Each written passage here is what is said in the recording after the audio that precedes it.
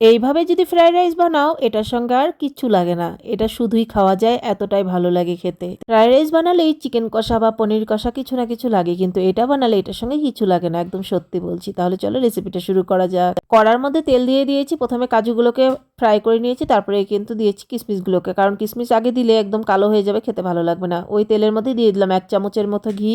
আমি কিন্তু বড় চামচের পুরো 1 চামচ দিয়েছি, একটু বেশি করে ঘি দিলে খেতে ভালো লাগবে।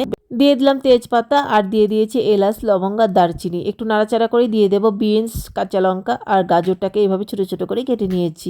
তোমাদের ইচ্ছা মতো কিন্তু তোমরা সবজিটাকে কেটে নিতে পারো। এটার মধ্যে নুন দিয়ে কিন্তু এখন নাড়াচাড়া করে ভাজা ভাজা করে নেব। সবজিটার মধ্যে নুন দিয়ে দিলে সবজিটার ভিতরেও নুন ঢুকবে, তার সঙ্গে কিন্তু নরমও হবে সুন্দর। এদিকে সবজিটা ভাজা হচ্ছে আর আমি কিন্তু ভাতটা নামিয়ে নিয়েছি। যেরকম আমরা সবসময় রেগুলার ভাত খাই সেইভাবেই কিন্তু ভাতটা বানিয়েছি। ঝরঝরা হতে হবে ভাতটা অবশ্যই।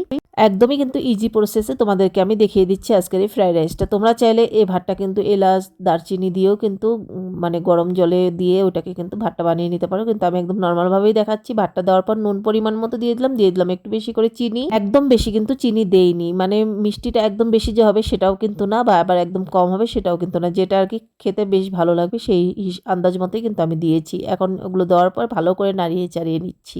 আজকে কেন জানি ইচ্ছে হচ্ছিল না রান্না করতে, তো ভাবলাম এমন একটা কিছু বানাবো যাতে একটা কিছু বানালেই ওটা দিয়ে খাওয়া হয়ে যায়। তো সেই জন্য কিন্তু এই রান্নাটা আজকে আমি করে নিলাম। তো এটার সঙ্গে কিন্তু কোনো চিকেন কষা বা আলুর দম বা পনিরের কিচ্ছুর দরকার নেই। যে কোনো কিছুর সঙ্গে এটা খেতে পারো, দারুণ লাগে, বা এমনিও খেতে পারো, দুর্দান্ত লাগে খেতে। বেশ খানিকক্ষণ ধরে আমি পুরোটা মিশিয়ে নিলাম। তারপর যেটা সিক্রেট হচ্ছে গিয়ে বিরিয়ানি মশলা।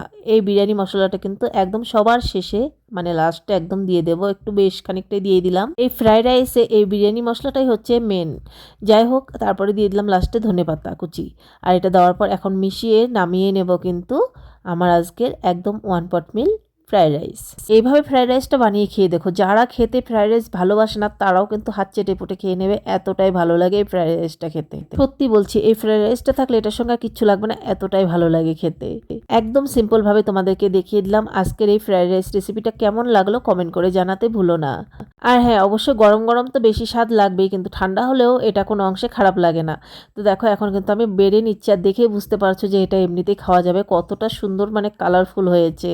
তো আমি তো তবুও এটার সঙ্গে একটুখানি মোটা মোটা করে একটু নরম নরম করে আলু ভেজেছি, যেটার সঙ্গে আরও দুর্দান্ত লাগছিল। কিন্তু এটা কিন্তু বললাম বারবার আমি, এটা এমনিও খাওয়া যায়। একটু কিশমিশটা উপরে তুলে দিলাম।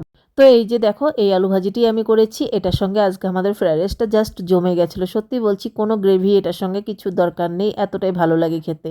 তোমাদের হাতে যদি কম সময় থাকে, রান্নার ইচ্ছে নেই, তাহলে কিন্তু তোমরাও এইভাবে বানিয়ে নিতে পারো একদিন।